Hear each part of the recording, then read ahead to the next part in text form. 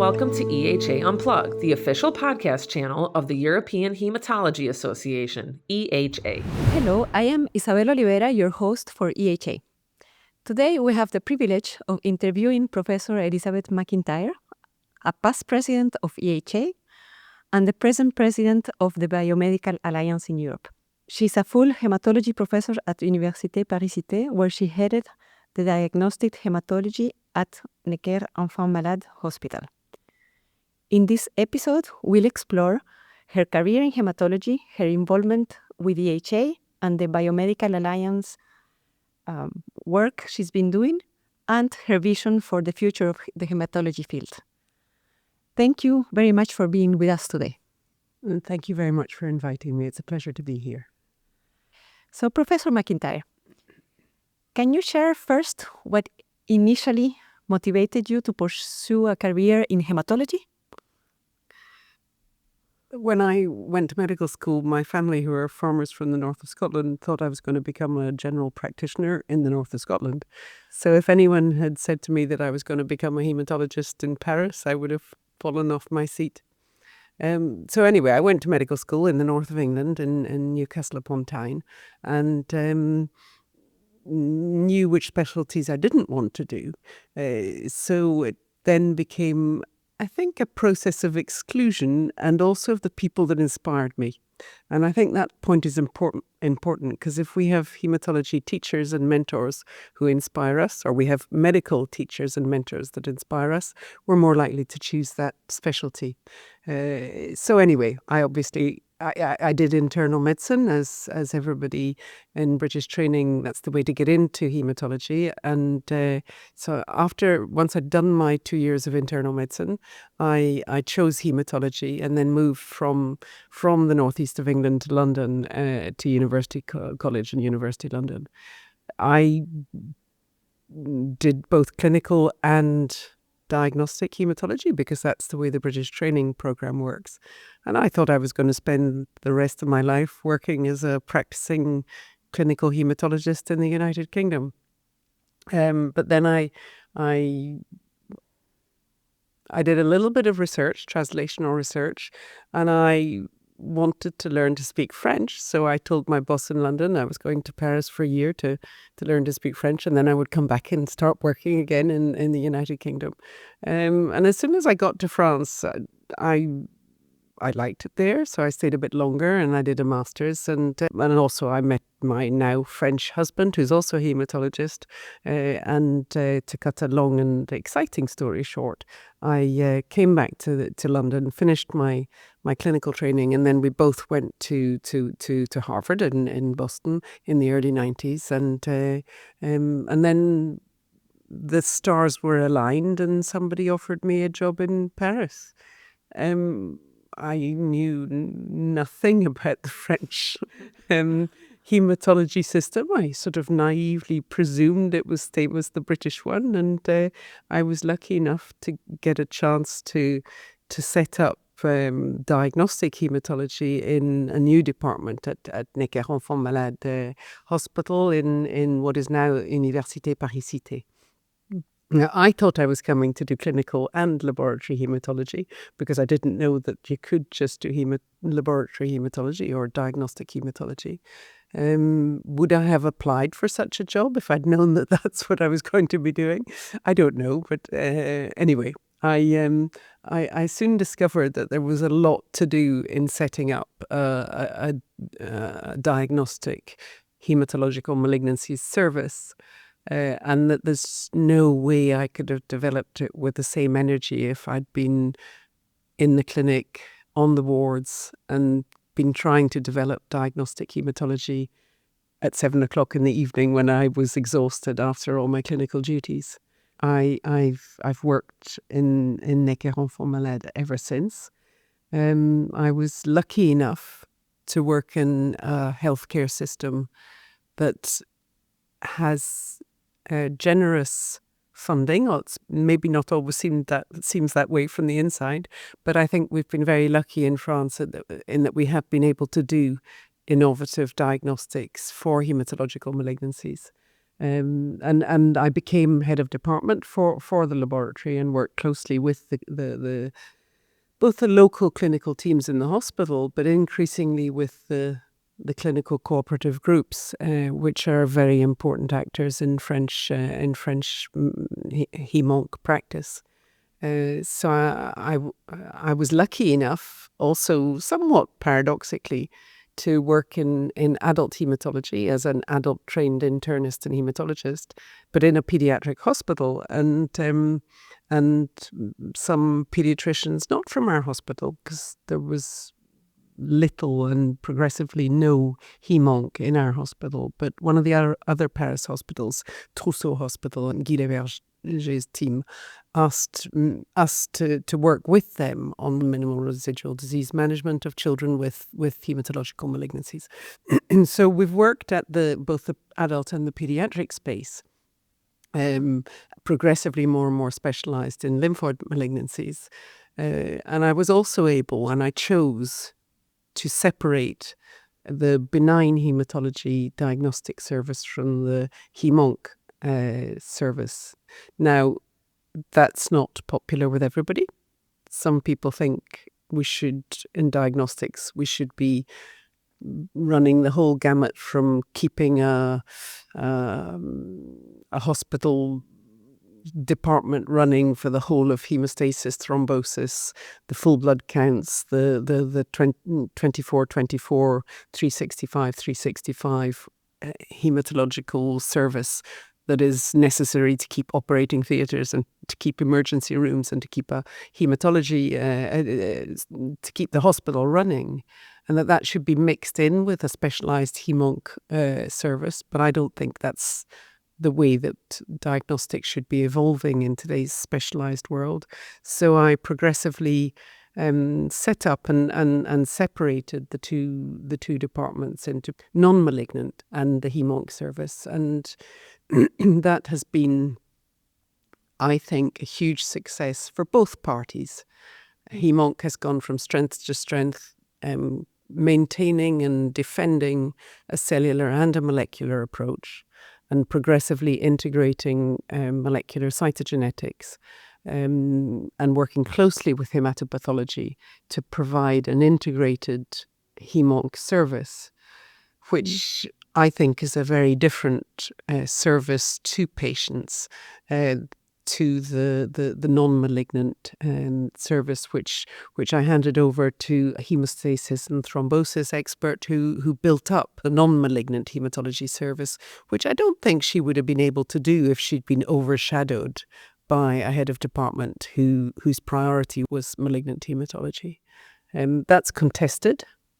But I think it's the right model, and my successor thinks it's the right model, and we think that model should be envisaged in other hospital departments in France. It's very close to the HMDS model, the hematological malignancy diagnostic service that has been developed in the United Kingdom, and I think it's something that should be considered across Europe. There have been so many advances in this time in the diagnostic procedures. The techniques have changed so much in this time. You have been instrumental also in implementing this in France and advancing this. What are your thoughts on the recent advancements and the prospects of diagnostics in hematology? We're lucky. We're in a discipline where diagnostic innovation has been relatively easy because blood and bone marrow and lymph nodes are relatively accessible.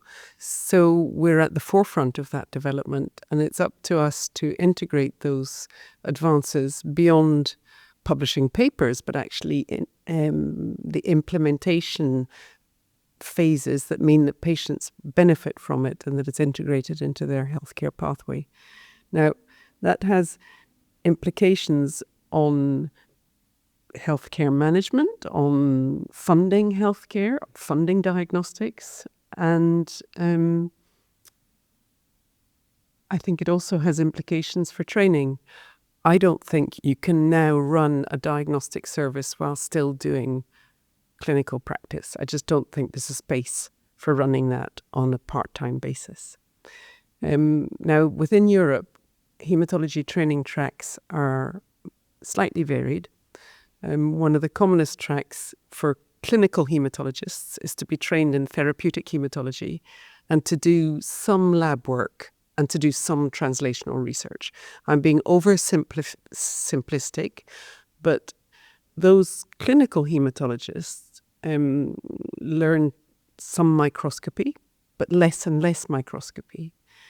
And there's little exposure to the flow cytometry, the molecular techniques, the molecular cytogenetics, increasingly the omics techniques. So either you think that you consider that happens in a research lab, so you do your clinical practice, somebody looks down the microscope, and you have biomedical scientists who provide the data and you integrate them all.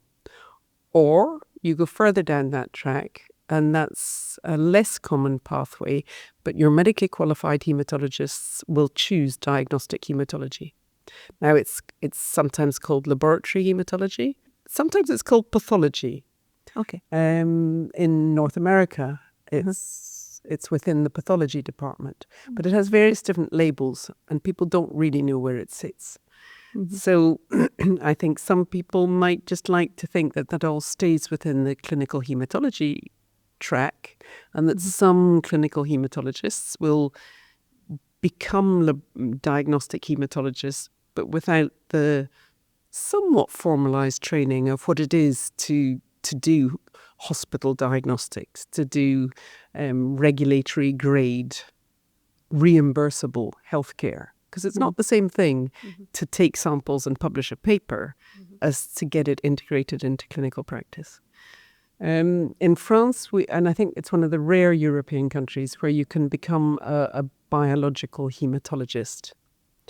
But interestingly, at European level, that is recognized as being a general laboratory hematologist or a laboratory biomedical doctor. So there are issues about recognition. There are full-time laboratory specialists who do microbiology, clinical chemistry, what else? Immunology, genetics, constitutional genetics. And then there are pathologists who look down the microscope. And then there are clinical hematologists. Now, I'm UK trained, and I'm a member of the College of Internal Physicians because I passed the exam. But as a hematologist, you become a member of the College of Pathologists. So we're somewhere between internal medicine and pathology, and you need dual skills. And we should have a sort of spectrum of training between the two of them, but we need some kind of European recognition of those training tracks. But that's part of the problem of hematology being recognized as a specialty in itself. Absolutely. Yeah, sometimes it's with oncology also a bit, and absolutely with internal medicine, it's difficult to situate hematology because it's so broad. Yeah, it's a very important point, and we need to be recognized as a medical specialty in its own right within the greater family of internal medicine. That shouldn't be too complicated, and we're on track to make that work. But for the diagnostic hematologists, we have to find the right space, not just for hematology, but I think if we find the right space for hemonc, then I think that model may well be followed by other specialties, because if it's become difficult to do non-malignant and malignant hematology from a diagnostic point of view, that's also true for other organs. Probably the closest specialty would be neuro-oncology, neuropathology, and management of CNS tumours. But you could argue, do you not need nephrobiologists who would manage renal disorders? And I think these kind of issues need to be addressed. They need to be addressed as we're moving slowly towards, to call them European boards is perhaps a bit of an acceleration, but European recognition of we have our European curriculum in hematology. We have our exam. One day we will have boards, I think. At the moment, we're on how does each member state want to recognise these training tracks. So it's an interesting space, and I think we're a bit of a proof of principle for how we manage an increasingly specialised diagnostic process in cancer. I imagine then you don't see patients. No, I don't see patients. I see their samples. You miss that? Personally, no. I would miss it if I didn't have the contact with the clinical cooperative groups. And I think you need to feel that what you're doing is useful. But there are different ways of improving survival curves. And I think we have contributed to improving survival curves. I've avoided the issue that we can see in clinicians who've been giving chemotherapy for 25, 30 years. It can get a little tough. And I think, on the other hand, my job is as if I were a medical scientist, but I get paid as a doctor and I do some teaching. And I think I have a very nice life as it happens as a woman. I've been able to bring up my children. I've been able to contribute to managing a range of not very pleasant diseases. And I've been able to generate understanding and to publish at an age when it was terribly exciting to publish. And once you've got your H index up to being reasonable, then you say, well, what's the next step?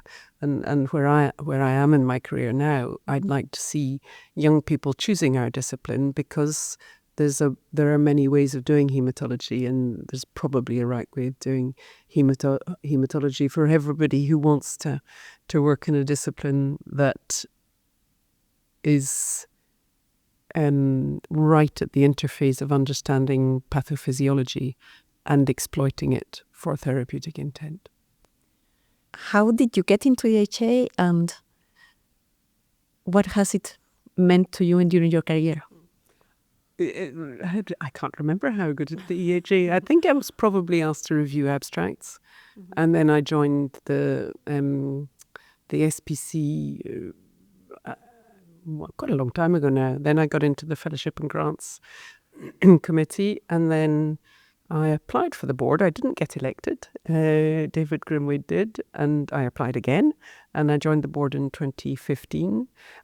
I'm a trans-European. I get the codes in European medical politics because I'm a native English speaker, and because I understand British culture, and I've learnt to understand and love French culture, and I just love the European space. And if you love something, you'll always do it better. And I loved being EHA president. I thought it was a real treat. I can't think of any more constructive element in building European confidence than to be able to share some common ground from Turkey to Portugal, because we share the same diseases. We've got something in common. And if we've got, and that something in common goes across many linguistic boundaries. And I've just found it such a constructive space at a time when there's rising nationalism.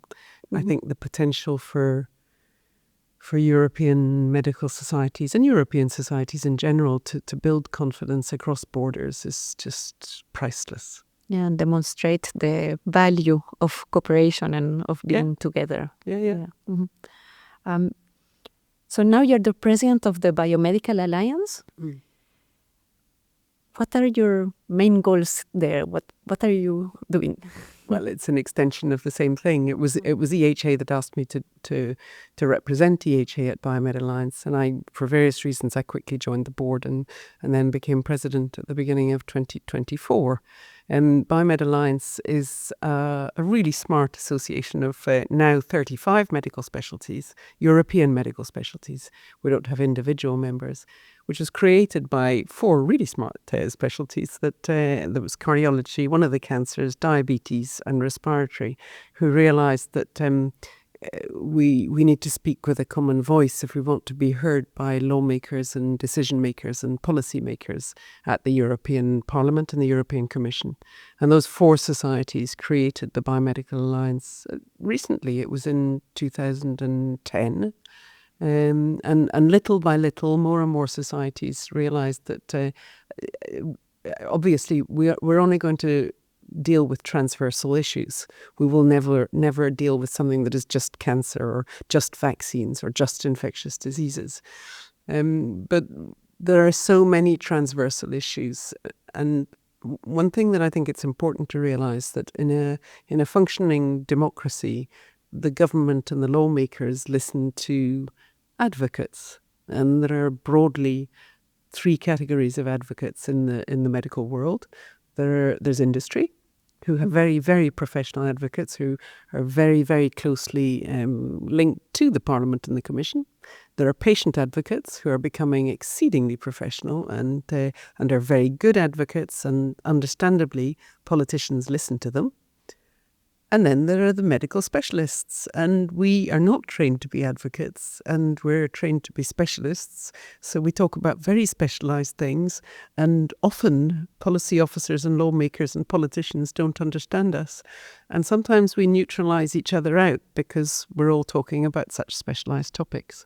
So we have to have people who know how to advocate, how to do advocacy for the role of healthcare professionals, and we represent doctors and biomedical scientists. We're not a union. We're not there to defend doctors' rights.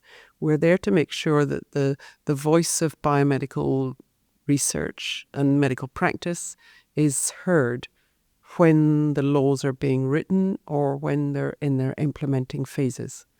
And for that, you need to learn to talk clearly, to give clear messages, and to be constructive in a multi-stakeholder format. And nobody teaches you that at medical school, and nobody teaches you that when you're going through your specialty training. And most eminent professors are not advocates. So what do? We either depend on public health doctors to be our advocates. And it's very important that there are public health specialists, epidemiologists, statisticians, but they can't understand the whole of medical practice. So at Biomed Alliance, we believe that we need a small number of, you could call us implementation scientists or regulatory scientists, who have enough background and experience to represent our specialty, and who've had enough experience to then go on and say, how can we make sure that the laws that are coming out in the European health space are fit for purpose. And it's better to be at the table while we're designing them rather than complaining about them because we were absent when we were designing them. So we like to think we're constructive helpers to the European Commission, the European Parliament, and its policy officers and lawmakers. So you are a bit out of your comfort zone because you're in a space that is not natural again to a medical doctor. I think I'd say it's a new space. I couldn't have done it when I was 35, but it's a good space for me now. I'm almost at the end of my career. I'll retire in a few years. And it's a space I like. And if you like being in a space, then you're better at it. Well, I see that you have enjoyed each one of those spaces where you have been or where you are still. And it is fascinating to hear how you have advanced during your career and where you're at. And good luck with this step. Thank you very much, Professor Macintyre, for sharing your unique experience with us. Thank you to all of you for tuning in. and see you next time.